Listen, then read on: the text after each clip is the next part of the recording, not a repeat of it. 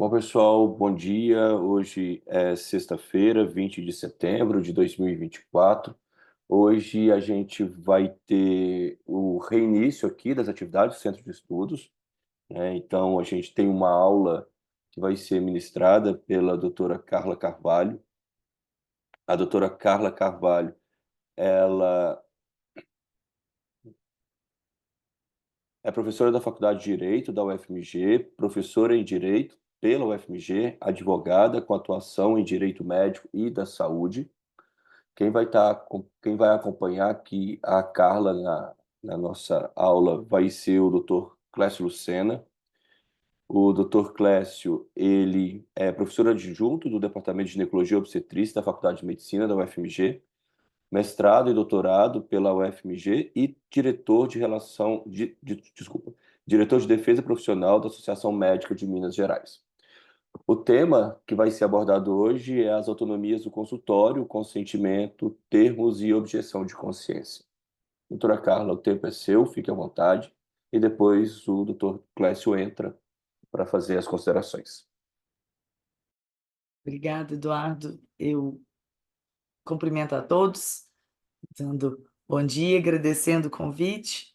Quando o Eduardo me convidou para participar aqui com vocês, eu fiquei muito feliz de estreitar os laços com o departamento, poder falar sobre temas que estão presentes nas minhas reflexões, na minha atuação profissional, como advogada, e poder compartilhar um pouco experiências, vivências e discussões em que eu acredito que a gente possa crescer coletivamente.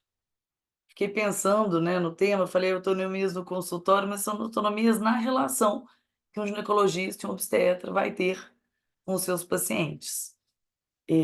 Nos meus anos de advocacia na área médica, foi a área que eu escolhi para me concentrar na advocacia.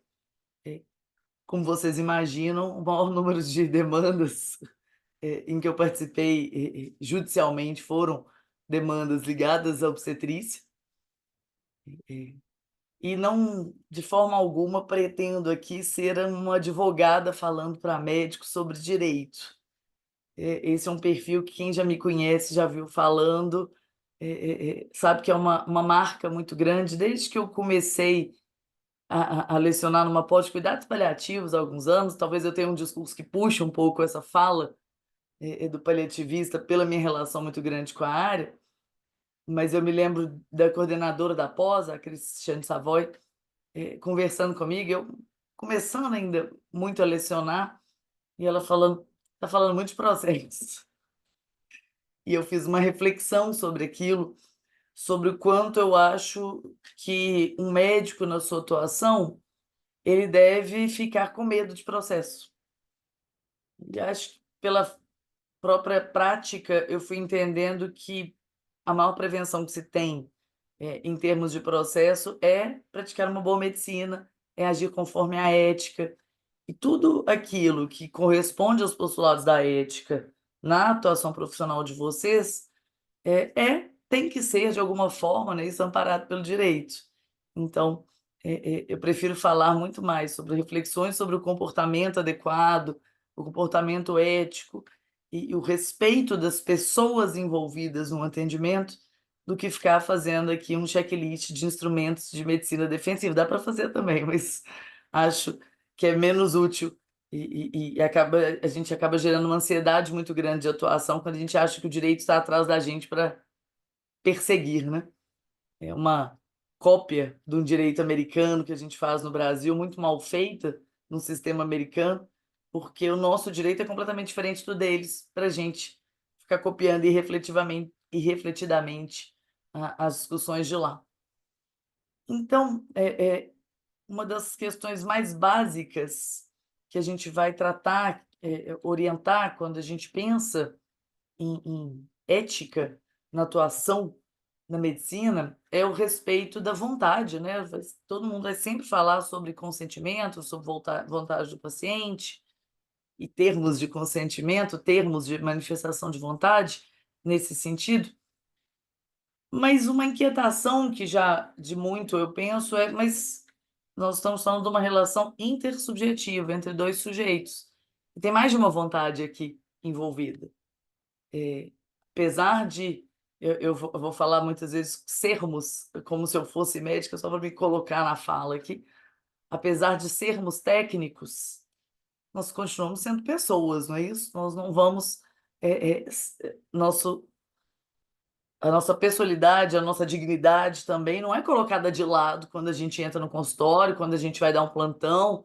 Coloquei até consultório, mas vamos falar um pouquinho mais, de forma mais ampla da atuação, em que nossos valores, as nossas vontades, nossos anseios, nossas ansiedades sejam colocados de lado.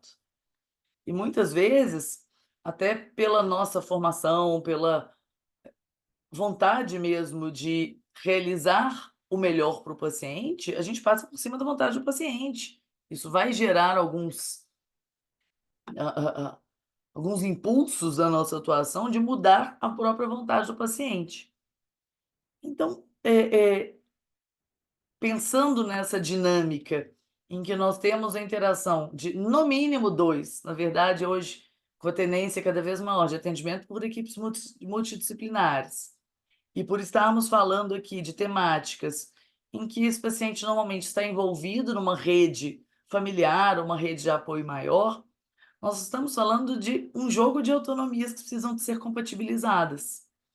O que eu pensei foi, numa tarefa audaciosa de falar 30, 40 minutos, fazer um panorama geral dessas questões de autonomia, e especialmente para pensar no grande instrumento que defende a autonomia do médico, que é o uso da objeção de consciência. O problema, e aí foi onde veio a minha angústia de buscar esse tema, é que a gente tem as previsões no Código de Ética de objeção de consciência. Juridicamente, a previsão não é muito específica, a Constituição fala em autonomia de forma mais ampla, fala de objeção de consciência do serviço militar, que é a origem da discussão de objeção de consciência, mas, de fato, toda a regulação ou discussão ela é muito abstrata, e o que pode gerar algumas demandas práticas, algumas questões práticas complexas que precisam ser enfrentadas. E eu fui ter uma vivência na Faculdade de Direito, nos últimos semestres, de algumas alunas, especificamente. Na verdade, eu tive um aluno e 3 alunas me procurando para o desenvolvimento de trabalhos, de pesquisas sobre questões reprodutivas e conflitos aí, eventualmente, no exercício da sua autonomia reprodutiva, por questões que são permeadas da discussão da objeção de consciência do médico, dos valores pessoais do médico em confronto diante dessas situações, em que talvez nas realidades que levaram esses alunos a se inquietarem pelos temas, nem se falava em objeção de consciência. E aí fomos discutir um pouco como que ela se dá e como que eu posso exercer minha objeção de consciência de forma segura, sem ser depois questionado por eventual abuso no exercício disso, que é um direito também do profissional. Então, vou trazer aqui, para além, também algumas questões que eu acho interessantes. Eu pensei o que eu acho interessante pontuar das minhas reflexões sobre as autonomias que estão em jogo aí nessas discussões. Vou compartilhar aqui a tela rapidinho. Eduardo, eu fiz mudança de uma palavra, depois eu te mando o slide atualizado, sobre as autonomias que a gente tem aqui. Quando a gente fala de autonomia, a gente vai, obviamente, ter como pano de fundo a existência de uma relação do profissional com o paciente, né? A relação médico-paciente que a gente tanto repete no direito sobre isso, na ética e na bioética, quando a gente fala desse assunto. E sempre que a gente fala desses assuntos na ética, vem aquele mantrazinho: a gente tinha o paternalismo e a gente substituiu o paternalismo por outros modelos, a medicina não é mais paternalista. Ou a medicina não deveria ser mais paternalista. E aí a gente tem 2 questionamentos a essas falas tradicionais. O primeiro deles sendo: a medicina não é mais paternalista? É mesmo? A gente pode dizer que o paternalismo não é mais praticado? Em muitos momentos da prática, a gente ainda vê bastante paternalismo, e o profissional, gente, só marcando aqui melhor o meu tempo, porque na hora que projeta a tela, o reloginho da tela sai, eu gosto de ficar atenta aqui. A gente sabe que na prática, muitas vezes, ainda existe um paternalismo forte em situações em que o paciente tem condição de decidir. Eu tenho um paciente que chega para uma intervenção e não tem condição de manifestar o seu consentimento, não tem como saber qual é a vontade dele. Vou ser paternalista. Eu vou fazer aquilo que, à luz dos meus conhecimentos técnicos, eu entendo que é melhor para ele. Mas não é nem nesse ponto que eu acho importante a gente discutir. A segunda questão a primeira não existe mesmo mais paternalismo, nós superamos o paternalismo, e a segunda nós devemos superar o paternalismo? Em que sentido? O paternalismo ainda tem o seu lugar em algumas situações concretas. Se a gente vai buscar, tem vários autores que tratam sobre modelos, né, essa evolução da forma da relação médico-paciente, e esse texto do Emmanuel, ele é clássico. Aqui eu faço o quadro com base numa versão em espanhol, que eu acho mais claro que a versão em inglês dele, que é de 99, a outra acho que é de 92. E ele vai falar de 4 modelos em que o primeiro é o paternalista, em que o médico substitui, né, o paciente, decide por ele, como se os valores que o médico entende adequados para aquela tomada de decisão fossem aqueles que ele já tem, não é isso? Então, ele entende que ele está respeitando a autonomia do paciente porque o paciente vai querer o mesmo do que ele, que é o melhor do ponto de vista técnico. Esse modelo, como eu disse, ele ainda tem espaço. Se eu tiver alguma situação de um paciente que não tem condições de decidir, não tem alguma condição de decidir, e se apresenta diante de uma demanda urgente, a gente vai ser paternalista mesmo. Mas fomos desenvolvendo uma série de outros modelos que vão privilegiar muito mais, homenagear muito mais o reforço da participação do paciente.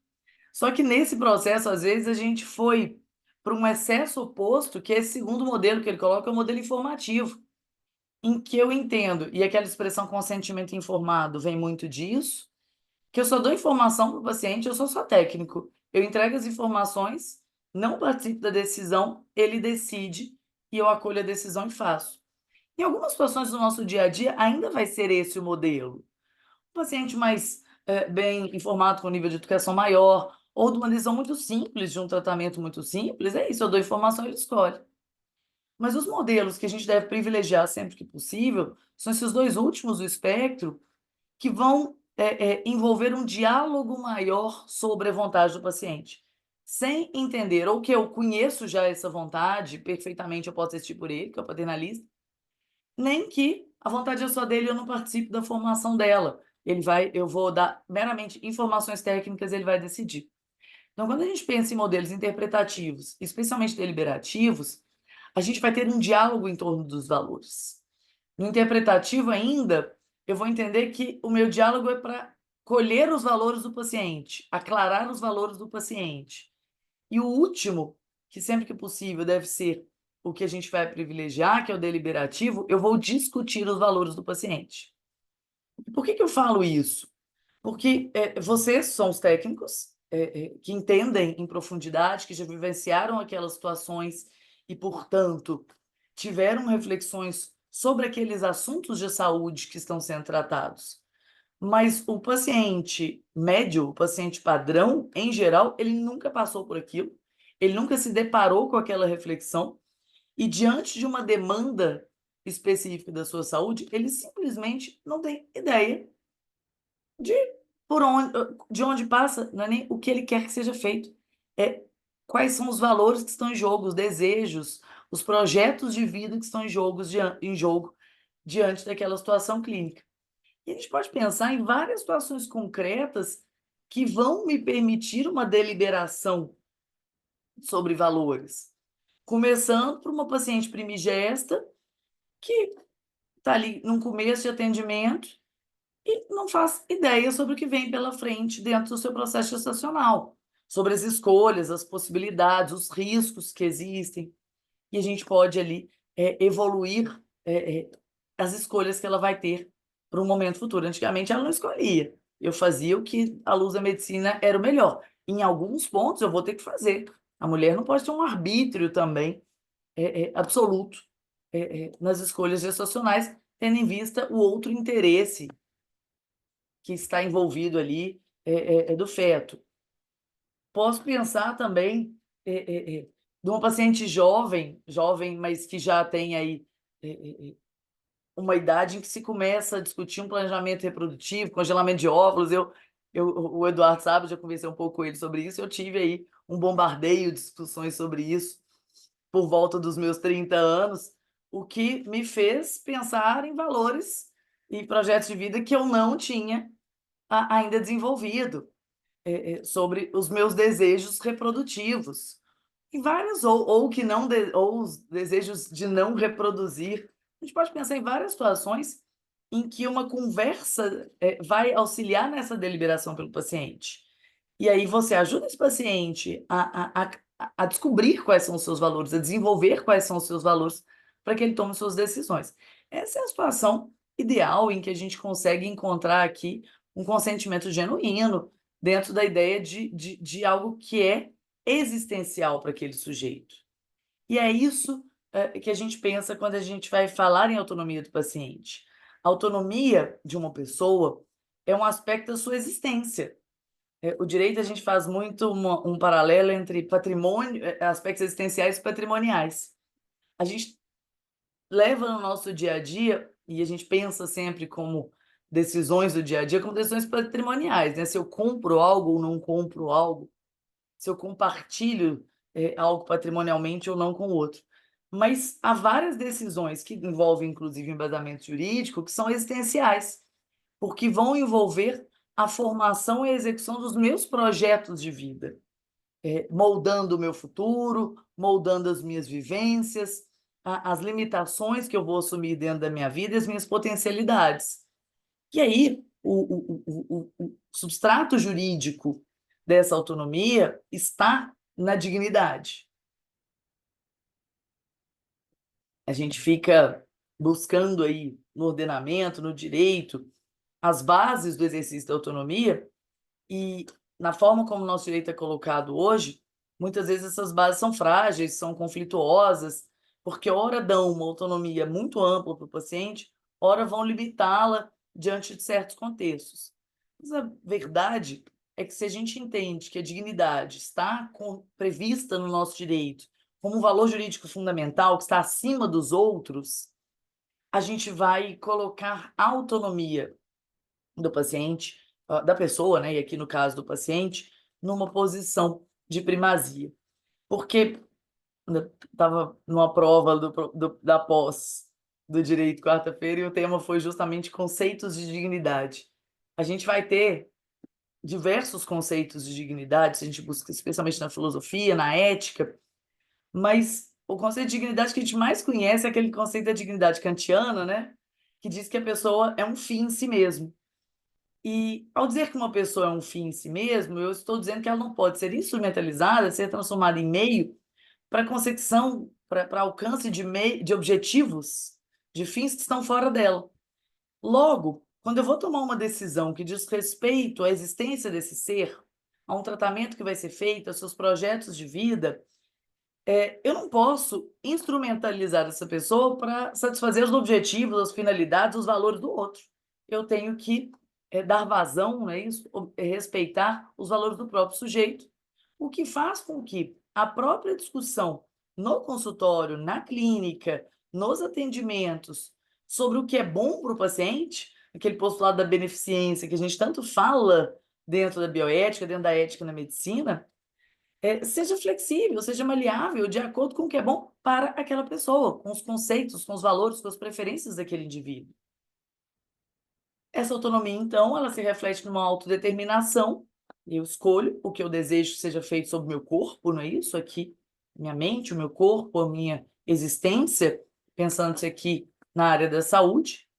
E, dentro de uma lógica deliberativa, como a gente falou, isso está longe de ser simplesmente uma questão de sim ou não. Uma questão de apresentar informações e pedir um sim ou não. A gente fala sempre que o consentimento é um processo deliberativo, voltando daquele modelo, sempre que possível, com uma ampla deliberação, porque eu vou articular junto com esse paciente, desenvolver junto com esse paciente quais são os seus valores diante daquela demanda, daquela situação, e colher a vontade desse paciente diante dessa demanda. Então, quando a gente fala em consentimento livre e esclarecido, em termo de consentimento, né, eu vejo sempre uma angústia sobre esse negócio do termo, porque ele é necessário, mas a gente tem que entender qual que é o valor de um termo. Um termo nunca substitui o processo de consentimento. Um termo de consentimento é um mero registro de um processo de consentimento que já aconteceu. O consentimento em si, ele é resultante daquele processo de deliberação sobre o qual eu acabei de falar. Então, a manifestação de vontade, o que me importa, e ela pode ser feita de várias formas, ela vem dessa relação, desse desenvolvimento como um processo, que dificilmente dura uma consulta só, uma entrevista só. Claro que em situações mais simples eu posso ter uma deliberação mais rápida, mas quando eu estou falando efetivamente de planejamento de projetos de vida, normalmente a gente está pensando em discussões maiores, em tempo de reflexão, para que haja um efetivo consentimento livre e esclarecido. E o termo nada mais é do que um registro formal desse processo de consentimento, que a gente faz muito mais para provar que obedecemos a esses ditames da ética. Se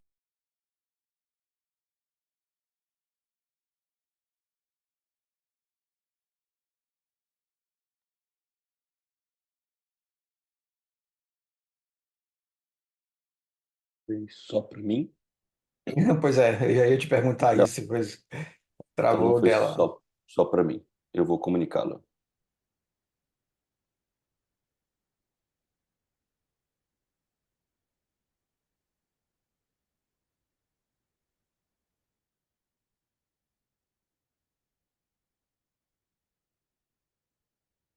Bom, pessoal, vou esperar a resposta da Carla e já retomo aqui com vocês.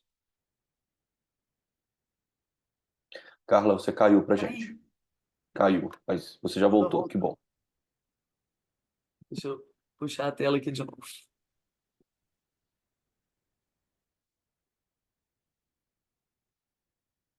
Então, para dizer que, para além daquele papel que a gente coloca ali, o processo que está por trás é muito mais importante. E para mostrar que esse processo aconteceu, é mais importante que você registre sobre ele nas suas anotações de consultório, no prontuário, porque se a gente pensa, eu falei, não vou ficar falando direito, mas só uma questão de jurisprudência é que eu já vi, tem um precedente, um julgado importante do STJ que fala assim, apresentou-se um termo, mas um termo em linguagem complexa, né? Não dava para dizer que esse paciente efetivamente estava convencido. Ele diz na ação dele que ele não estava, que ele não, que ele tinha dúvidas, que ele tinha suas angústias, e não tem um registro no prontuário em algum momento de que houve uma conversa sobre aquilo, que houve uma oportunidade de sanar dúvidas, enfim. Então, é importante que, junto com o processo de consentimento, eu faça registro dessas interações. A vontade, eu uso muito isso em cuidados paliativos e fiquei pensando se eu deveria usar aqui.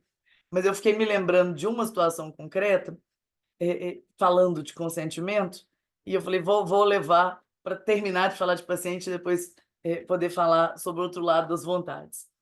Há alguns anos, o bebê fez 2 anos, então tem quase 3, uma prima, primeira gestação, ela veio conversar comigo sobre a gestação, com um papo que eu achei um pouco assustador a princípio. Ela falou, Carlinha, estou grávida, estou procurando, né? Tem minha médica que vai me acompanhar, ela vai fazer o acompanhamento da gestação, vai participar do meu parto.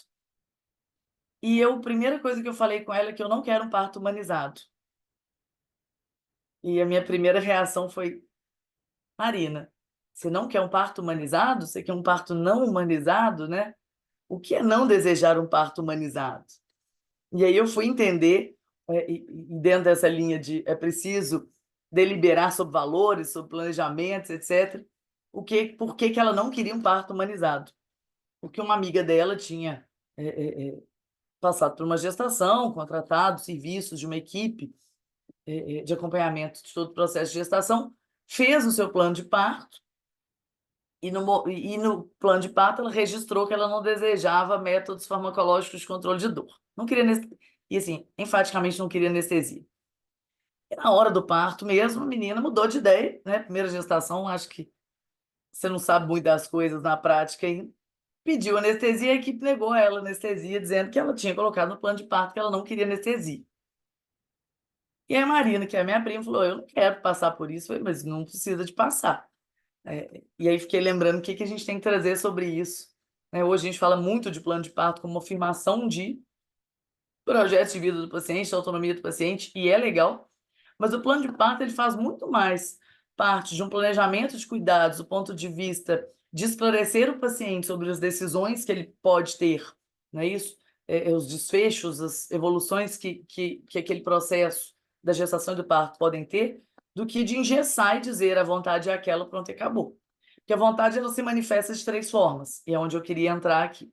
A vontade atual, a vontade antecipada e a vontade reconstruída. Vontade atual.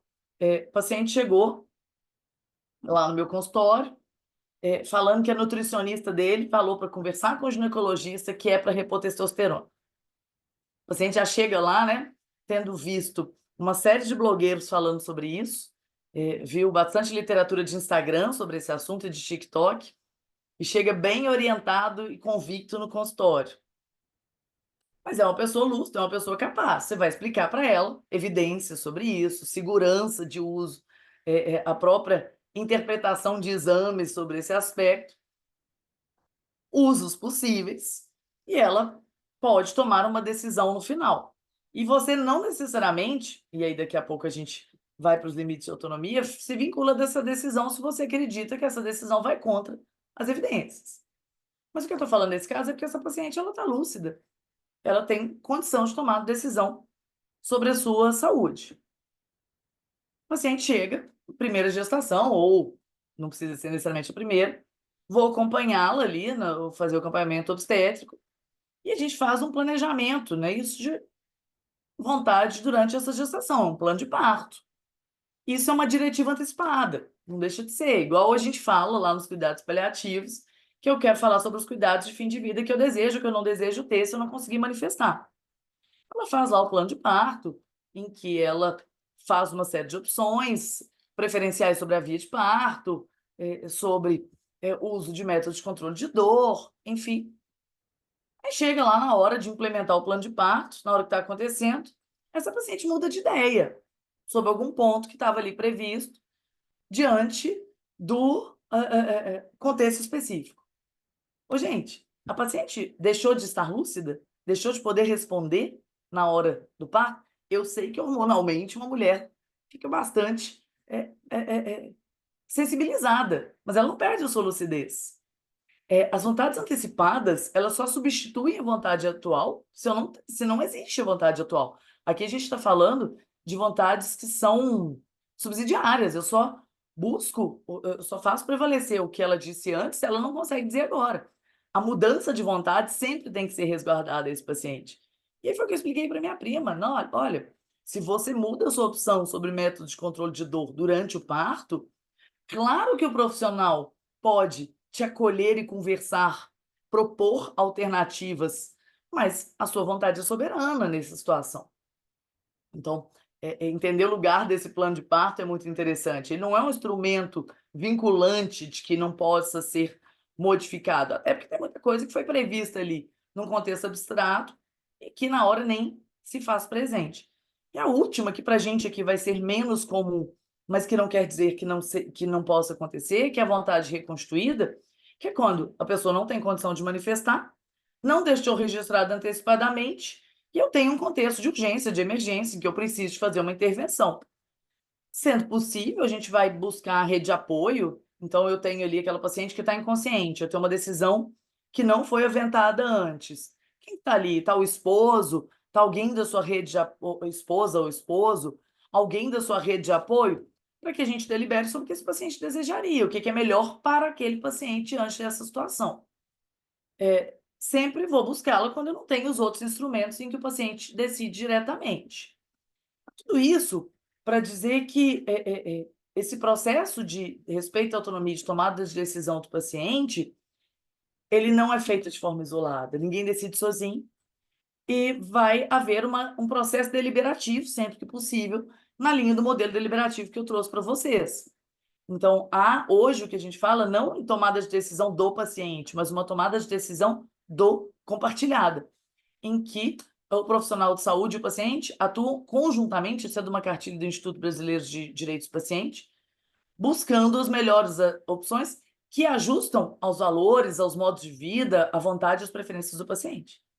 A deliberação mais complexa é que, às vezes, nem o paciente conhece aí quais são suas preferências. A gente participa junto.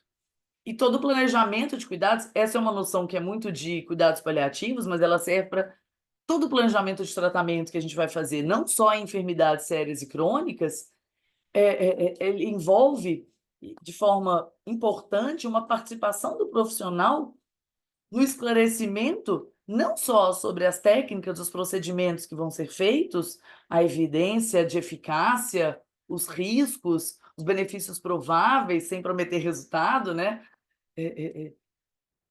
Mas também sobre o que é importante para o paciente quando ele vai tomar aquela decisão.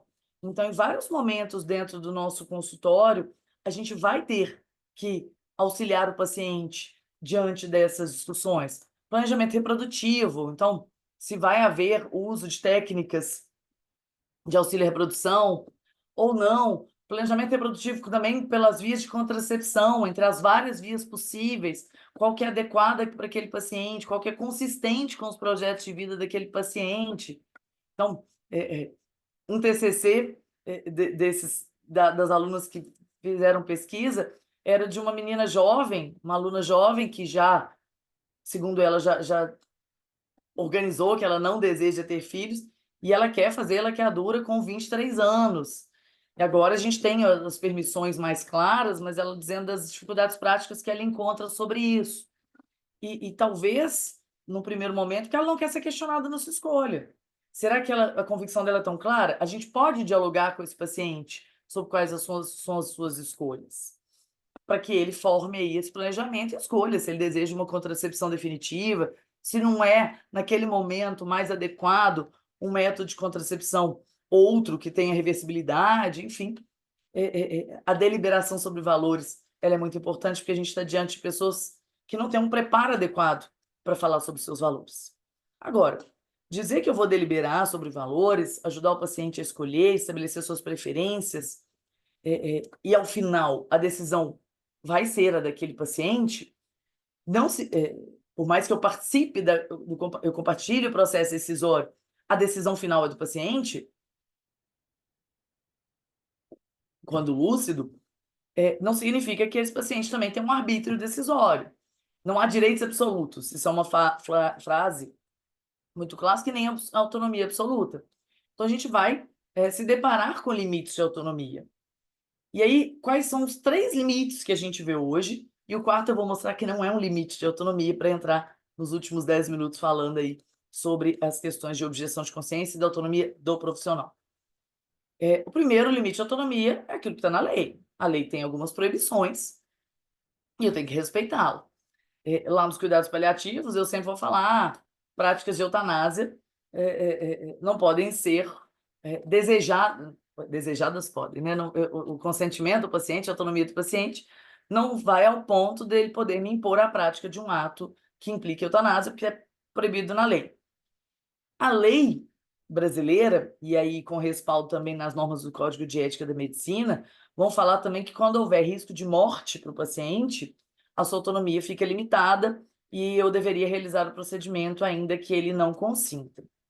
Eu particularmente questiono esse dispositivo que está no Código de Ética, está na Resolução 2232, que é a que fala sobre recusa de tratamento, e está no Código Penal, dizer que o consentimento deve ser respeitado, né? A autonomia deve ser respeitada, salvo em caso de risco iminente de morte. E a gente tem aí um caminhar no direito para um julgamento do STF que deve solidificar essa questão à luz da Constituição. No Código Civil, a lei traz uma previsão um pouquinho diferente, que vai falar que ninguém pode ser constrangido com risco de vida, e eu prefiro ler ainda que haja risco de morte, a submeter a tratamento médico ou intervenção cirúrgica. Afinal, se há risco de morte, a autonomia do paciente pode ser mesmo desconsiderada? Provavelmente, e aqui eu estou falando de uma probabilidade igual a gente fala em tratamentos, porque não dá para afirmar com certeza, o STF vai julgar uma DPF, é uma ação de descumprimento de preceito fundamental, e está com alguns julgamentos de recursos em casos específicos também, em que ele vai consolidar o entendimento que, mesmo havendo risco de morte, sendo o paciente capaz maior, a sua vontade deve ser privilegiada. Por quê? Por causa da dignidade que eu falei lá no começo, que a vontade é um reflexo dos valores do sujeito, dos desígnios do sujeito, e desrespeitá-la nesse sentido, não havendo risco para terceiros, seria uma ofensa à dignidade, uma instrumentalização. Hoje a gente fica numa situação, às vezes, um pouco complexa, né? Como é que fica? Já que a lei fala coisas diversas, o meu código de ética traz também posicionamento diverso.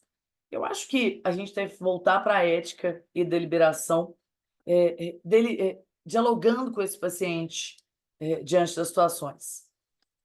E, em contextos extremos, eu, Carla, vou defender que a autonomia, mesmo em caso de risco de morte, seja seja privilegiada. Então, o paciente não deseja fazer um procedimento, se ele não fizer o procedimento, lá ele vai ter uma evolução do seu quadro com potencial letalidade, com potencial risco de morte. Isso sendo bem estruturado do ponto de vista da formação da convicção e do consentimento, eu não acredito que a gente vai ter nem problemas jurídicos. Mas entendo um profissional de um contexto de insegurança realizar ali um procedimento por obrigação legal, ainda que o paciente não deseje. Essa não é tanto o ponto da discussão. Se houver interesse de terceiros envolvidos, é isso? Doenças infecto-contagiosas, a gente tem hoje, inclusive, possibilidade de flexibilização do sigilo diante dessas situações. Isso também é uma limitação da autonomia. E eu acho que o que é mais importante a gente falar aqui é de autonomia e evidência científica. Se o paciente chega no meu consultório ou no meu atendimento e quer fazer uma coisa maluca ali, que ele viu por moda ou mesmo das suas próprias convicções, mas que eu encontro, que eu entendo que não tem qualquer justificação do ponto de vista da prática clínica, da prática médica, porque aquilo que ele deseja não é útil, é completamente fútil do ponto de vista técnico, eu tenho que fazer em respeito à autonomia? Não. O ideal é que eu esclareça e ele mesmo entenda a desnecessidade, mas eu não sou obrigado a realizar um tratamento, um procedimento que eu entendo que não vai beneficiar. Eu entendo que a beneficência, como eu falei lá atrás, ela tem um quê de individual, porque o que faz bem para uma pessoa é aquilo que corresponde aos seus valores. Mas eu entendo, independentemente dos valores da pessoa, que aquilo cientificamente não faz bem, é fútil, porque não é capaz de alcançar os objetivos que aquela técnica busca, eu também não sou obrigado a realizar terapias fúteis. Seja porque a gente tem uma série de ditames da ética que falam que o médico deve agir conforme a boa técnica, então, de uma certa forma, eu estou indo contra as regras ali da minha profissão, seja porque a gente tem que entender que tratamentos também têm custos, né, gente? E que isso tem que ser levado em conta, o uso inadequado, desnecessário de uma terapêutica, de uma técnica com uma pessoa, pode, em geral, implica a ausência, a falta, a escassez desse recurso para o uso de outras pessoas. Mas eu posso ter uma última situação, que é o paciente age conforme a lei, não afeta interesse de terceiros, o que ele me solicita tem indicações do ponto de vista da técnica, mas eu não concordo. Eu não desejo fazer, aquilo me ofende de alguma forma, eu não desejo prosseguir naquela conduta. E aí eu estou falando de uma situação em que eu tenho uma outra autonomia envolvida, que é a minha como profissional de saúde, que tenho também vontades, que tenho também preferências, que tenho também valores e uma moralidade que é própria minha. E a gente tem a autonomia do profissional e os instrumentos que vão chancelá-la. No Código de Ética Médica, não vou ficar lendo, nós estávamos falando sobre isso, né, Eduardo? O problema de escrever muito no slide é que a gente fica tentado a ler, mas aqui foi mais para elucidar que a gente tem vários dispositivos que vão falar de autonomia e liberdade profissional dentro do código. Eu vou destacar o primeiro e o último aqui, que vão falar de objeção de consciência. Então, o médico exercerá a sua profissão com autonomia, não sendo obrigado a prestar serviços que contrariam os ditames de sua consciência ou a quem não deseje, excetuadas as situações de ausência de outro médico, em caso de urgência ou emergência, ou quando sua recusa possa trazer danos à saúde do paciente. E dentro dos direitos do médico, no segundo capítulo do Código de Ética Médica, é direito do médico recusar-se a realizar atos médicos que, embora permitidos por lei, sejam contrários aos ditames de sua consciência. Então, a gente pode, diante de uma situação concreta em que os nossos valores estejam em jogo, optar por não realizar um procedimento. O problema é que o exercício de uma objeção de consciência, frequentemente, ele cerceia a fruição de um direito pelo paciente. E a gente vai ter várias situações sensíveis aqui quando a gente fala de saúde reprodutiva em serviços, não é isso? Técnicas ligadas à reprodução. Então, eu posso falar tanto do que acho que é o que vem na mente de quase todo mundo quando a gente fala de objeção de consciência, que são as situações de realizar aborto legal, aborto nas hipóteses permitidas na lei, e eu posso entender que isso vai contra os ditames da minha consciência. Quanto a gente vê muitos relatos de prescrição, dispensação de drogas, de contracepção de urgência, que nem é contracepção, na verdade, né? Vamos falar de pílulas, do tipo pílulas do dia seguinte. A gente pode falar também no acesso a métodos contraceptivos e há também técnicas de reprodução assistida por pessoas que, eventualmente, o médico discorda desse acesso. Um paciente jovem que queira uma esterilização definitiva, casais homossexuais que desejam ter acesso a técnicas de reprodução assistida. O médico pode livremente manifestar, então, a sua objeção de consciência diante dessas situações?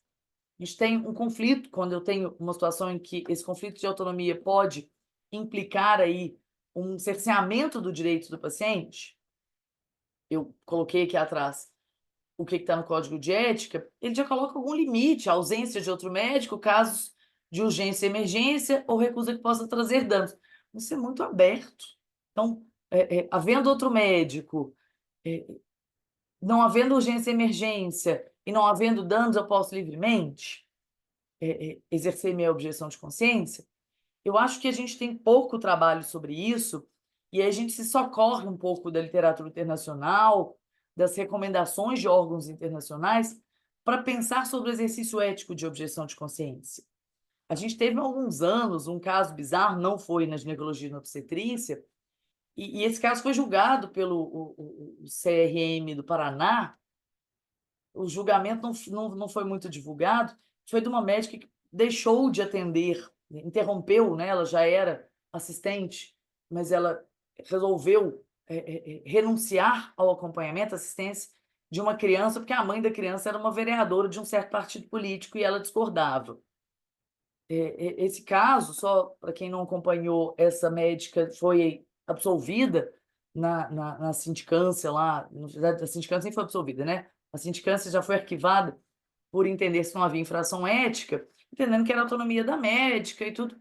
Mas houve uma discussão muito grande, houve posicionamentos de outros conselhos porque deveria continuar havendo a discussão e potencial condenação dessa médica, e há necessidade de a gente discutir o que permite uma objeção de consciência. É porque eu não quero atender aquele paciente? Se for isso, vai ser uma liberdade profissional, mas tome cuidado com as motivações desse não querer atender.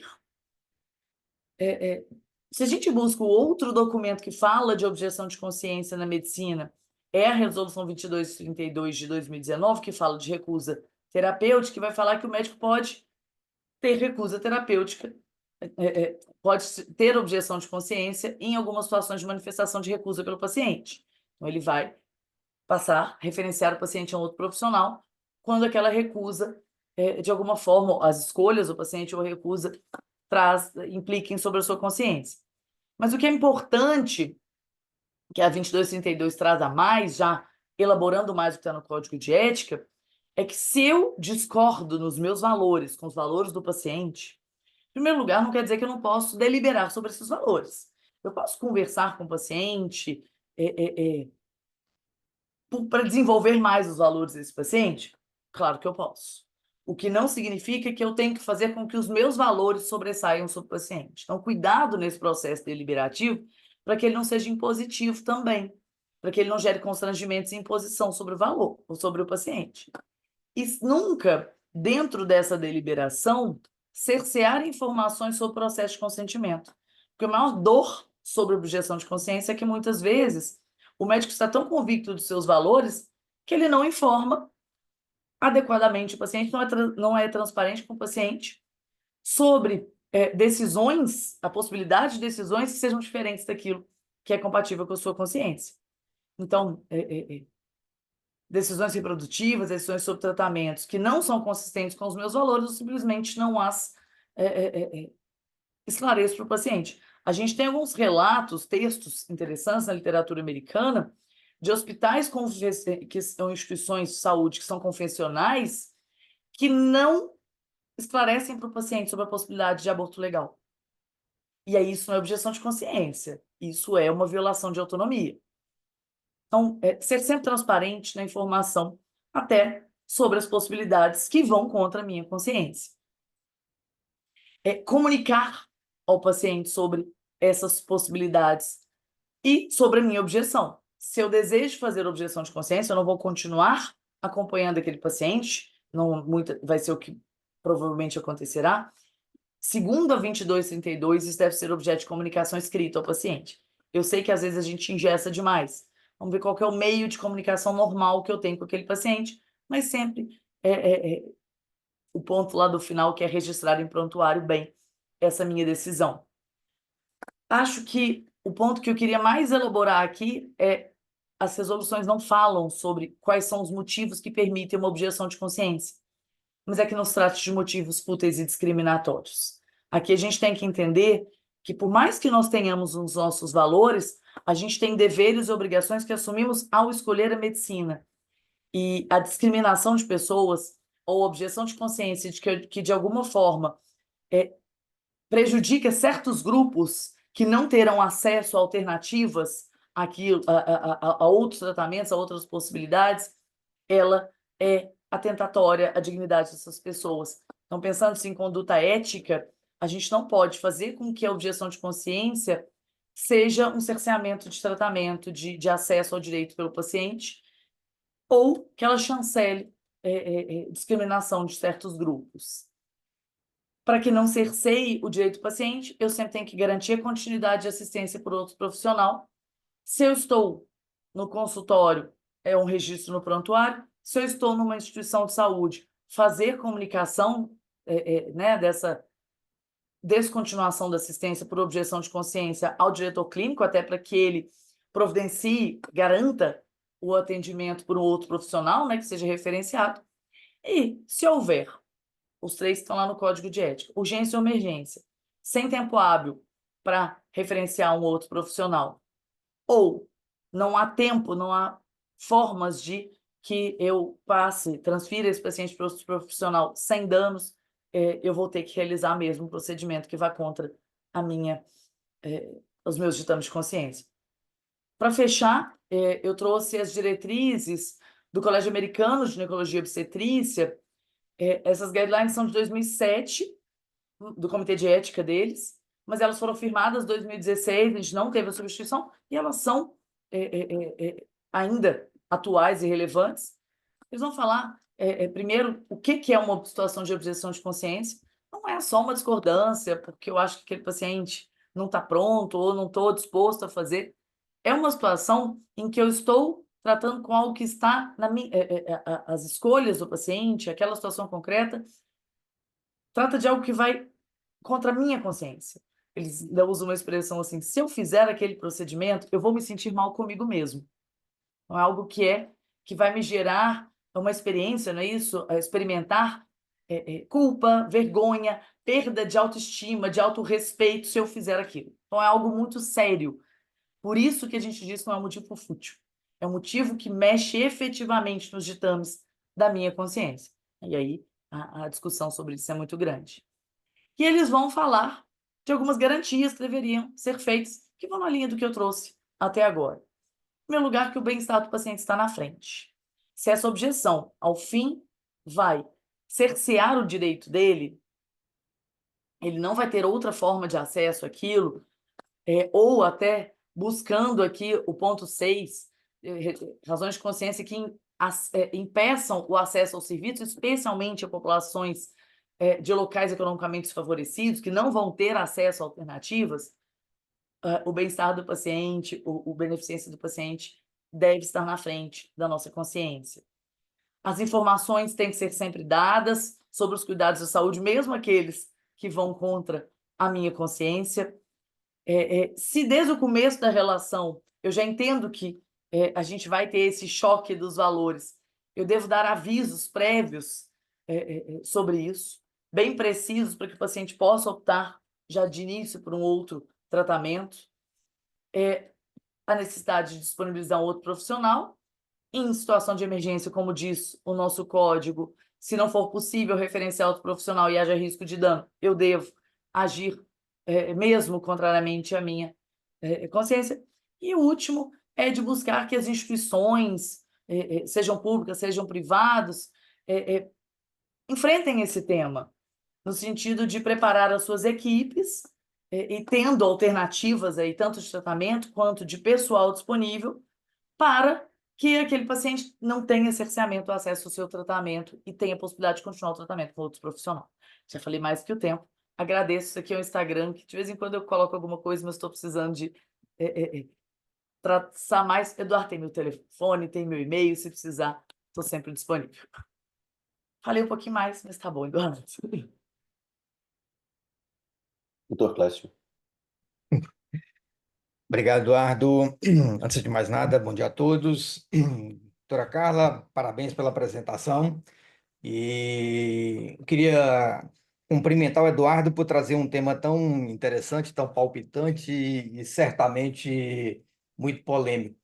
Porque quando a gente começa sempre a discutir sobre autonomia, os conflitos entre as autonomias, sejam dos pacientes versus a nossa autonomia enquanto profissionais da área de saúde, isso muitas vezes gera algum debate, alguma situação conflituosa nessa relação. O Eduardo fez a minha apresentação aqui, muitos de vocês certamente não sabem, eu também sou advogado, apesar de não militar na área do direito. O único lugar que eu já atuei como advogado foi como advogado ativo no Conselho Regional de Medicina aqui do Estado de Minas Gerais, mas, assim, do ponto de vista profissional, eu não mexo na área do direito. Mas é um tema, assim, que me traz muito prazer em estar conversando com vocês. E dentro de todos esses temas, principalmente do aspecto ético, até por estar lá dentro, não como conselheiro, mas sou membro da Câmara Técnica da minha área, né, que é da mastologia, dentro do Conselho Regional de Medicina, já tive essa atuação enquanto advogado ativo, mas assim, a questão ética, ela é uma coisa que muitas das vezes ela é pouco valorizada pela medicina e que a gente precisa respeitar, conhecer e exercer a ética médica. O que a doutora Carla trouxe aqui para a gente tem aspectos assim, fundamentais, eu não vou me alongar, porque a gente já está com o tempo aqui um pouco avançado, mas assim, eu queria me ater um pouquinho mais sobre a questão do próprio termo de consentimento, não que isso seja uma salvaguarda para a nossa atuação enquanto profissional. Primeiro, como ela bem comentou, a questão do termo de consentimento, ele passa por um processo. Na verdade, não é nada ou de maneira isolada ou simplesmente um documento. E aí a gente precisa entender que muitas das vezes aquele termo que é colocado no balcão de um hospital, colocado para uma paciente assinar, aquilo tem um valor muito pobre. Então, como foi falado, é um processo que passa lá atrás, desde o nosso primeiro contato com os nossos pacientes, criando um contexto daquela situação que a gente vai ali estar trabalhando. O efetivo, e aí talvez seja a grande dificuldade que a gente tenha, que é entre informar, esclarecer e o paciente muitas vezes compreender aquilo que está sendo debatido, para que a partir daí a gente venha muitas vezes a ter a questão do consentimento. E a documentação formal, que é o termo que a gente usa, e aí é uma informação que a gente ver, principalmente do ponto de vista de julgamentos, não só dentro do Conselho, mas até do ponto de vista da Justiça Comum, a valoração que cada vez mais tem sido dada ao documento termo de consentimento. E uma das coisas mais importantes nessa formatação é que esse termo ele tem que ser muito personalista. A gente não pode cada vez mais ficar naquela coisa de pegar os modelos amplos, genéricos e ficar aplicando ali de maneira deliberada para todo e qualquer paciente. Então, cada situação ela merece um termo muito específico. Obviamente, a gente eu tenho do ponto de vista prático, uma série de modelos para cada situação que a gente vivencia do ponto de vista profissional. E isso é uma situação que a gente precisa começar a trabalhar e começar a valorizar cada vez mais. E aí entra uma situação relativamente nova dentro do âmbito do direito mesmo, que é a chamada negligência informacional, que tem sido considerada muitas vezes como um erro, uma modalidade de erro médico, que tem sido buscado por aqueles que militam na área do direito do paciente em relação a essa questão.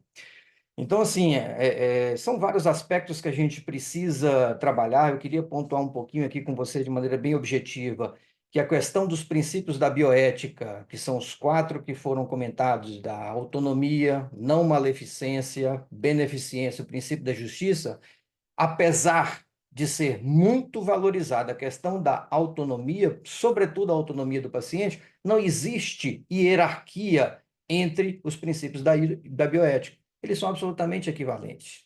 Então, e aí a gente passa a ter que confrontar a autonomia do paciente versus a nossa autonomia enquanto profissionais, enquanto detentores do conhecimento técnico, e é isso que tem que dar ou ditar a nossa consciência nessa definição toda que foi aqui colocada pela professora Carla, sobre a nossa objeção, eventualmente, não que isso também venha a ser, entre aspas, uma muleta para a gente muitas vezes negar algum tipo de atendimento, jamais, mas que a gente tem esse direito, enquanto autônomos e detentores de um conhecimento técnico que a gente precisa colocar na nossa prática profissional. E, por fim, eu só queria destacar para todos nós que exercemos a medicina em relação à questão do prontuário médico. Prontuário médico é o mais importante documento médico que nós temos. Então, sim, muito cuidado, sempre valorizar preenchimento dos nossos prontuários, seja prontuários do ponto de vista ambulatorial, seja prontuários do ponto de vista hospitalar, porque aquilo é que vai ser a nossa mais importante retaguarda da questão da nossa atuação enquanto profissionais. Então, assim, sem alongar demais, nós já estamos aqui batendo 9 horas, que é o nosso limite aqui de horário da reunião, e precisamos abrir para participação dos demais colegas. Então, assim, parabenizar a doutora Carla pela sua apresentação, parabenizar Eduardo por trazer esse tema aqui para o nosso departamento e deixar aqui em aberto aos demais colegas para a gente poder discutir melhor. O Clécio, os modelos de termo da Sojimig, eu e a Luciana Dadalto que fizemos há muitos anos, não sei como é que está isso, às vezes está até precisando de revisar de novo. Eu não vi, eu já até tive na diretoria da Sojimic algum tempo atrás, na gestão do Marcelo Cansado e da Marinês. Mas, assim, apesar da minha formação ser em ginecologia e obstetrícia, do ponto de vista profissional, eu só exerço a mastologia e eu sou da diretoria da Sociedade Brasileira de Mastologia. Também, assim, os termos que estão lá na SBM, mais voltados à questão do câncer de mama e a mastologia, eu que fiz realmente a confecção.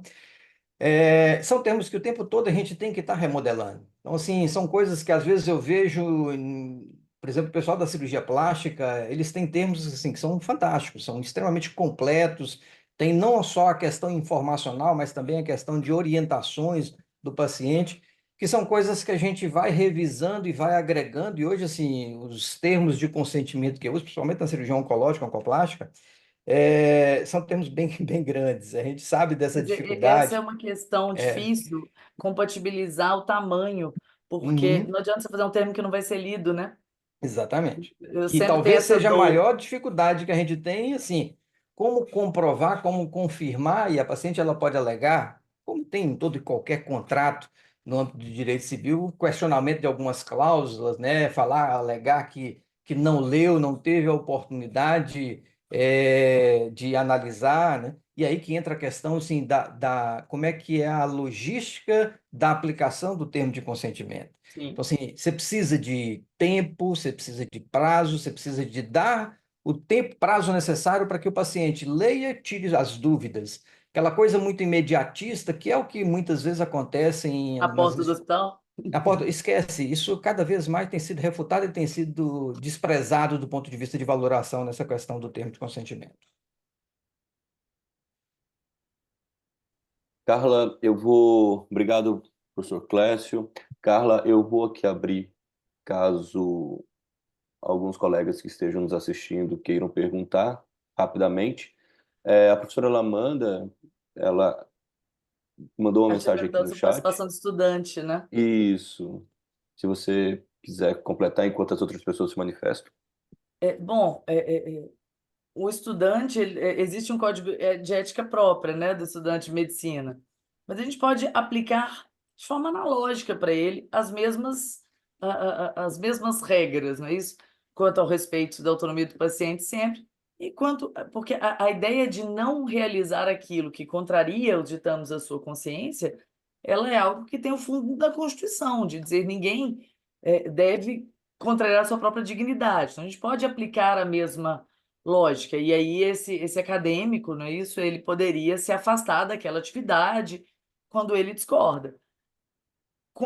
Talvez tem que haver algo que substitua no ponto de vista da formação do conhecimento técnico ligado àquela atividade.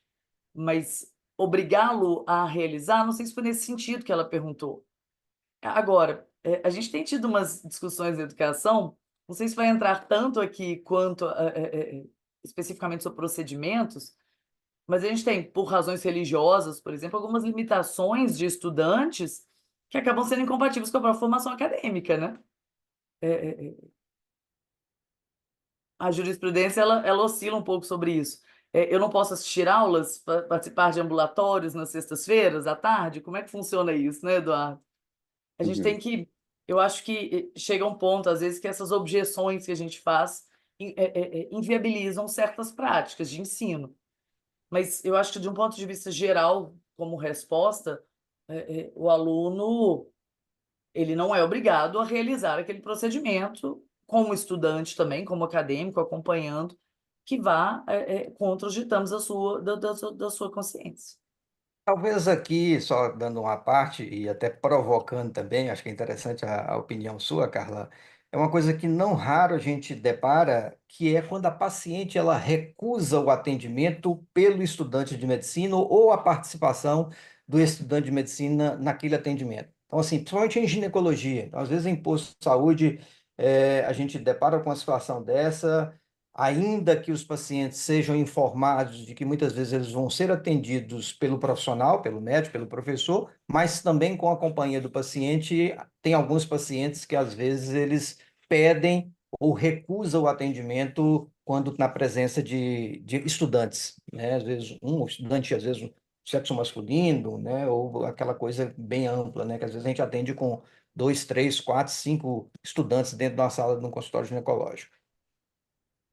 Eu acho é um direito do paciente nessa situação, né, Cleiton? A gente pode dialogar, explicar a importância, explicar como que aquilo é feito com respeito, mas a gente não pode obrigar o paciente a se Uhum. expor, não é? Expor seu corpo, expor sua intimidade, os seus dados ao estudante. Nessa situação, é acolher à vontade, né? Não tem muito jeito. Aham. Do ponto de vista prático, na maioria das vezes a gente acaba, assim, eu particularmente acabo conversando com o paciente, mas a gente também tem que conversar com o estudante também tem que entender a Sim, questão do direito do paciente, né? De muitas vezes ele se recusar a ser atendido naquela condição, naquela situação. Que muitas das vezes, ou na maioria das vezes, a gente acaba contornando e isso acaba o diálogo prevalecendo, resolve em geral, né, resolve, na Cleiton? maioria das vezes sim. E na maioria das vezes a paciente acaba consentindo, né? Às vezes ali na hora do exame físico, propriamente dito, vai um estudante, os outros ficam na área reservada sem participar daquele atendimento diretamente, mas assim, na maioria das vezes a coisa ela é compreendida e mais ou menos organizada. Agora a gente tem que também conversar com o estudante tem que entender que isso é um direito do paciente. Exato. Faz parte do processo de formação. Sim. É, Relação de confiança, né? E tem uma última pergunta aqui, né, a Eduardo? gente tem uma pergunta, né, sobre pedido de cesariana durante o trabalho de parto. Essa é uma discussão muito atual, né? Mesmo oferecendo métodos farmacológicos ou não, a parturiente mantém o desejo de modificar a via de parto. mesmo estando fluindo tudo perfeitamente. E aí, acho que a gente está realmente com o nosso tempo estourado, mas eu queria muito fazer uma pergunta. Eu tenho várias perguntas que eu fui anotando aqui durante a aula, mas tem uma pergunta aí para você emendar, Carla, por favor. Existe uma determinação no direito sobre o que é motivo fútil? Porque se a gente se baseia na objeção de consciência considerando motivo, né, não posso alegar motivo fútil, o que é motivo fútil e para quem é fútil? Para quem é o fútil, né? Quando eu principalmente conflito preceitos de dignidade, crença religiosa, assistência em risco de morte, direitos legais, bom, são essas as perguntas e depois eu vou descarregar várias mais para você. A gente consegue conversar mais sobre isso. Bom, a primeira sobre o pedido de cesariana intraparto, vai na mesma linha do que a gente acabou de falar, e o Cléio, sobre o atendimento pelo estudante. Claro que, numa situação de muito mais complexidade, o que é possível é que a gente dialogue com essa paciente para orientar melhor essa vontade. A maior parte das situações, o diálogo resolve, né, gente? Os pedidos normalmente vêm de estados emocionais, de falta de compreensão. Mas hoje, da forma como a gente tem as previsões da própria medicina, a mulher pode realizar o pedido, não é isso? A cesariana pedido. Eu falo que quando saiu a resolução, agora eu não vou lembrar, acho que foi 2016, enfim, já tem muitos anos, que falava sobre os critérios da cesariana pedida, depois foram feitas algumas alterações, a gente teve uma mudança muito grande nessa matéria, né, dentro da obstetrícia, porque antes fazia-se cesariana a pedido sem qualquer limitação, sem qualquer baliza, em qualquer idade gestacional, e a opção do conselho foi estabelecer uma solução de meio termo, de respeito de autonomia, mas também proteção do ponto de vista técnico, não é isso, do bem-estar materno-fetal. Porque podia-se, como em muitos países existe a opção, simplesmente dizer a via de parto é uma discussão técnica. Eu me lembro de discutir com pessoas na Bélgica, eu nem coloquei na minha formação, que eu não gosto de ficar fazendo currículo grande, Eduardo, mas o meu doutorado, eu fiz doutorado de sanduíche em Bruxelas, né? E discuti sobre alguns aspectos disso na bioética, de que não tinha essa discussão. Na verdade, discutir não tinha discussão. Ah, como que funciona a discussão de via de parto? Não, a via de parto, regra geral, a gente vai fazer parto vaginal. Se houver indicação clínica específica, riscos, etc., a gente vai para o parto cirúrgico. E não havia propriamente uma deliberação. Em que pese a mulher ser esclarecida, não havia uma escolha. E aqui, na mesma época, a gente vivia o processo do extremo oposto. Pouco importa o que tecnicamente é importante, é sempre quase com o arbítrio da mulher. E aí a gente passou a ter situações bizarras, concretamente. Eu me lembro de colegas minhas, professoras, falando que já ficou grávida, já agendou a cesariana, porque ela queria fazer unha e marcar com a equipe de cinematografia, não é isso? Para o parto da bebê. E aí, o que a resolução da medicina fez para compatibilizar é, pelo menos, estabelecer certas balizas de idade gestacional para garantir uma maturação mínima do feto e que não houver, essa escolha da mulher não trouxesse riscos maiores. E é o que a gente tem prevalecendo hoje. Mas o que a resolução diz, né? Após as 30 e... Agora é 39, não é isso? Após as 39 semanas. Exatamente. Tanto tempo que eu não falo disso. Após as 39 semanas, ou já iniciado o trabalho de parto, a escolha da mulher pode ser feita. Dentro de uma lógica deliberativa, a gente deveria, e aí a pergunta foi justamente nesse sentido, eu ofereci todos os métodos farmacológicos de controle de dor, eu expliquei que estava fluindo tudo plenamente, que a gente teria um parto tranquilo, né? Potencialmente teria um parto tranquilo vaginal, a mulher ainda assim quer, aí a gente, pelas normas do conselho e pelo próprio lógica do direito, como não há um risco para o feto, a vontade da mulher vai ser soberana. Não sei, tem hora que eu discordo um pouco é a 2144 mesmo. Nesse ponto de autonomia, mas é o que tem prevalecido. Inclusive, houve uma discussão sobre a 2232 na justiça, judicialmente, quando ela falava que a mulher não podia recusar tratamentos, no caso da gestação, e a vontade da mulher foi privilegiada aí nas discussões judiciais sobre esse aspecto. E agora a pergunta fácil do Eduardo, né, sobre o que é motivo fútil. Não, a gente não tem regra sobre isso, o que vai fazer com que a gente tenha uma série de embates na prática para até a opinião sobre o que é fútil, ela vai ser variável, não é isso? Vai ter gente que vai entender lá na linha daquele caso que eu falei que é da pediatria, que atender uma pessoa que tem convicções políticas diferentes do que a minha é algo que resvala na minha consciência e não é fútil. Para mim, não é fútil.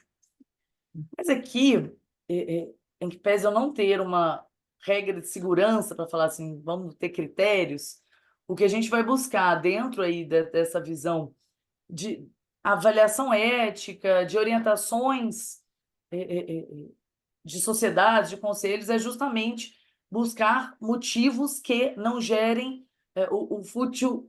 A gente vai analisar muito pelo que não é discriminatório também, né?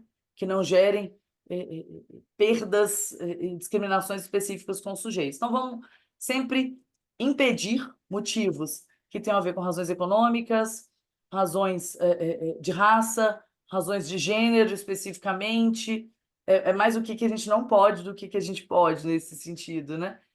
E, na linha que eu falei, razões políticas normalmente são colocadas como fúteis.